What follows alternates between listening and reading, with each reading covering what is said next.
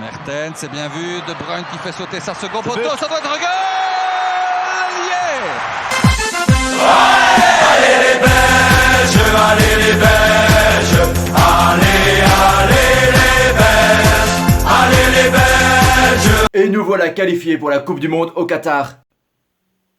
Au Qatar? Google, donne-moi des informations sur le Qatar.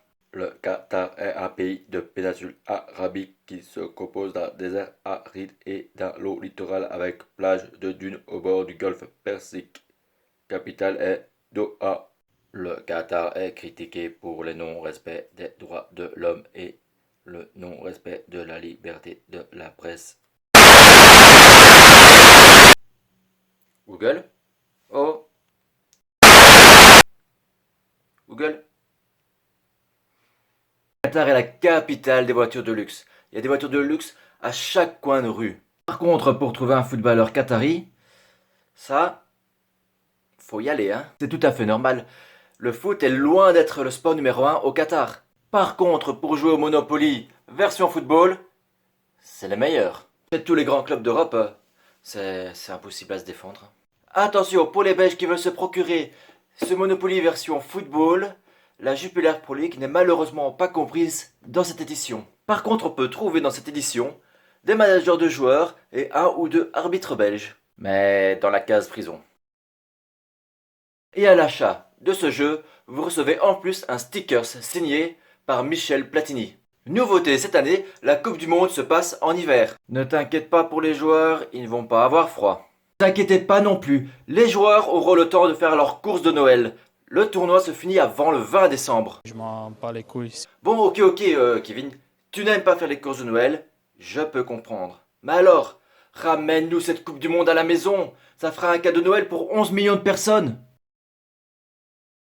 L'organisation de cette Coupe du Monde a été vivement critiquée au niveau environnemental. Je donne un exemple. On va climatiser un stade de foot. This is all wrong. How dare you? Et si seulement ça touchait que l'environnement, mais là ça touche aussi aux droits de la femme, aux droits de l'homme en général. Il y a eu aussi de nombreuses critiques par rapport à la corruption.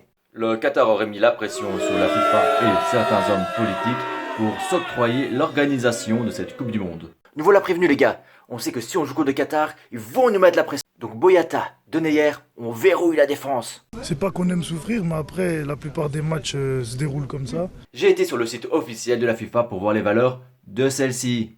Lutter contre le racisme, le fair play, protéger les droits de l'homme.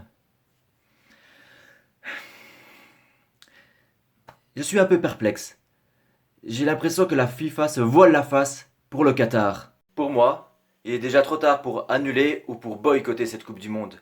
Il y a eu trop de morts sur les chantiers, trop de droits humains bafouillés pour faire un retour en arrière et oublier. Par contre, nous pouvons profiter de cet événement mondial pour donner conscience à la population qu'il y a encore des pays où ils ne respectent pas les droits des hommes. Et espérer que les équipes nationales, les joueurs de foot et pourquoi pas les sponsors, en fassent de même. Vive le foot, vive nos diables et vive l'humanité.